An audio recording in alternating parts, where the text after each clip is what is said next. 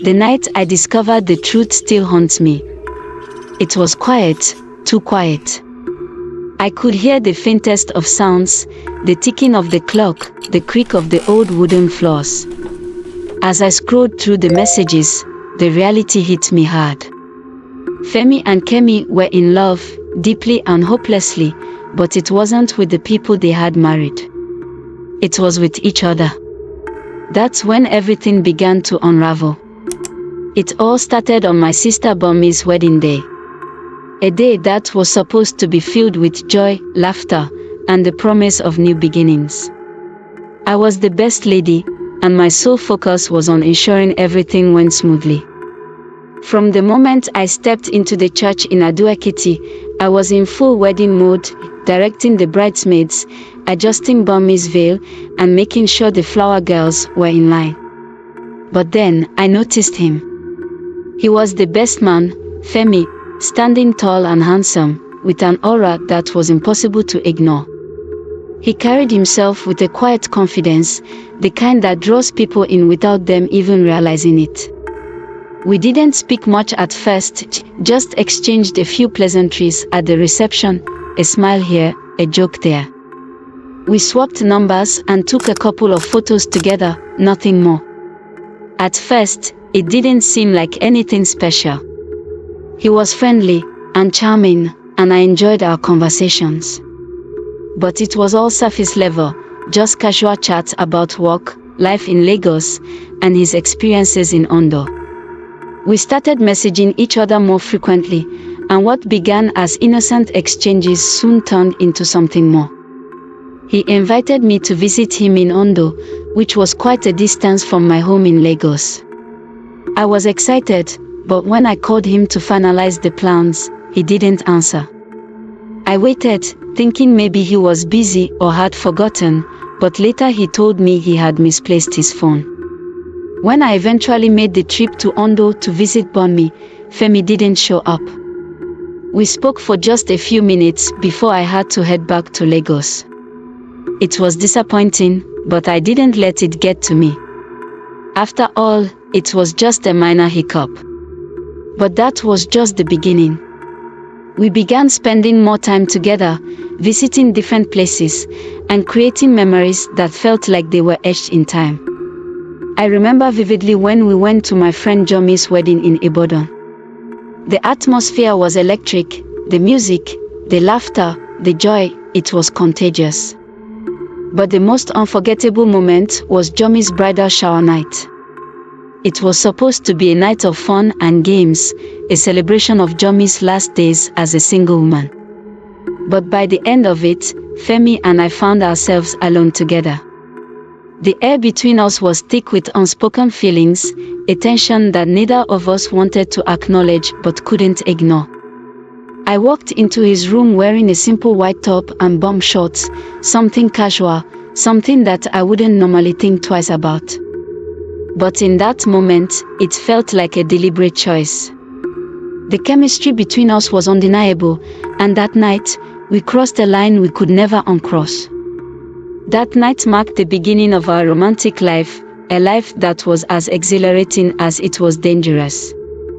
In the months that followed, our connection only deepened. We traveled long distances to be with each other more often than not, and every moment spent together felt like it was carved out of time itself. I can still picture the little details, the way he smiled at me from across the table at a quiet restaurant, the way his hand would brush against mine as we walked side by side, the way he looked at me as if I were the only person in the world that mattered. Our romantic nights became a significant part of our lives, nights filled with passion, laughter, and the kind of closeness that left a lasting imprint on my soul. A few months later, I had to break some news to him. I was engaged to someone else, a man named Tunde. Femi knew about Tunde, but when I told him that the wedding plans were moving forward, it was like I had pulled the rug out from under him. He was devastated, and I could see the hurt in his eyes. He told me to make a choice, but it was clear he didn't want to let go. The situation became even more complicated when Femi was posted to Kano for his NYSC. I begged him to redeploy, to come closer to Lagos, to be nearer to me. But he refused. He said he loved it in Kano and that it was an opportunity he couldn't pass up. I tried to explain that if he had moved closer, I might have been able to cancel the wedding, but he didn't understand. It felt like our chance to be together was slipping through our fingers, and there was nothing we could do to stop it. No matter what was going on, distance, fights, or even the challenges in our lives, I couldn't forget the moments we shared. The night before he left for Kano was one of those moments. We spent a beautiful evening together, just the two of us, in the quiet of his brother's house in Lagos. It was a night filled with tenderness and love, a night that would be etched in my memory forever. We held each other close, as if trying to imprint the feeling of being together before we were torn apart by distance. It was a bittersweet goodbye, knowing that this might be the last time we would be this close and disconnected. 2 weeks later, I discovered I was pregnant. At first, I didn't suspect anything. I thought it was just stress or fatigue. But when the sickness persisted, I knew something was wrong. I took some antibiotics, thinking it was just a common illness, but it complicated the pregnancy, and I was forced to end it. The loss was a heavy blow, one that I hoped would be my excuse to call off the wedding. But fate had other plans, and the wedding went ahead as scheduled. I found myself questioning if I had made the right decision. Femi kept telling me to follow my heart and do what felt right. But it was clear he was struggling with the situation too. My heart was with him, but I was scared, unsure if he truly wanted to marry me in the end. I married Tunde in the same month Femi finished his service in Kano. It was a small, simple ceremony, nothing like the grand affair I had imagined for myself. Femi came to the wedding, and I could see the mixed emotions in his eyes. There was happiness for me, yes, but also a deep sadness, a sense of loss that mirrored my own. After the wedding, we drifted apart for a while, as if trying to sever the ties that bound us. But eventually, we reconnected, unable to resist the pull between us.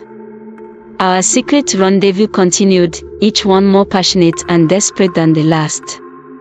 Femi married Amoka 3 years later, and although we couldn't be together, the memories of our time together remained, a haunting reminder of what could have been. But it was far from simple. We were both married, and committed to other people who had no idea what was going on behind closed doors. We knew what we were doing was wrong, that we were betraying not only our spouses but also the vows we had made. But the pull between us was too strong to resist. We tried to keep our relationship a secret, meeting in hidden places and sending each other cryptic messages. But every time we met, it became harder to hide. The passion, the longing, it was like a fire that couldn't be extinguished. We were playing with fire, and deep down, we knew it was only a matter of time before we got burned. As the years passed, our secret love affair continued, even as our lives became more complicated. We had families, responsibilities, and careers, things that should have kept us apart. And yet, we couldn't let go of each other. It was as if we were trapped in a cycle, unable to break free. The guilt weighed heavily on us, a constant reminder of the lines we had crossed. But the connection was too powerful to ignore, too intense to simply walk away from. One night, as I lay in bed, my thoughts drifted back to Femi and the moments we had shared. A cold breeze brushed against my face, despite the windows being closed. I sat up, looking around, but everything seemed normal. Yet, I couldn't shake the feeling that something was watching me. A chill ran down my spine as I reached for my phone, and there it was, a message from Femi, "I miss you." My heart ached with the realization that our connection remained as strong as ever despite everything, despite the years and the distance. I responded with a trembling hand, "I miss you too." Our secret continued, a bittersweet dance of longing and regret. We arranged to meet in a secluded park, a place where we could be together without fear of being discovered. Our meetings became even more precious, stolen moments that we both cherished, even as we knew the risks we were taking. Each time we met, it felt like we were stepping into a different world, one where nothing else mattered but the two of us. But the secrecy took its toll. Every encounter was fraught with anxiety, the constant fear of being caught gnawing at us. Our families, our responsibilities, everything was at risk. We knew we couldn't keep living this double life forever. Yet, as much as we wanted to end it, the bond we shared was too strong. Each time we parted, it was like a piece of us was left behind, a part of our souls that couldn't be reclaimed. In the quiet moments between our meetings, I often wondered if we would ever find a way out. The love we shared was like a beautiful curse, one that we couldn't escape from but couldn't fully embrace either. We were trapped, caught between desire and duty, knowing that no matter how much we tried to move on, a part of us would always remain entangled in the past. And so, we continued, finding solace in our stolen moments while grappling with the reality of our choices. The love we shared would forever remain a poignant memory, a secret that neither of us could fully escape. Each time we said goodbye, it was with the hope that we would find a way to reconcile our hearts with our lives. Until then, we clung to the fleeting moments of joy and passion, knowing that our love was both a gift and a torment that would never truly let go. Femi, the evil lover, I can't resist his love that still haunts me today.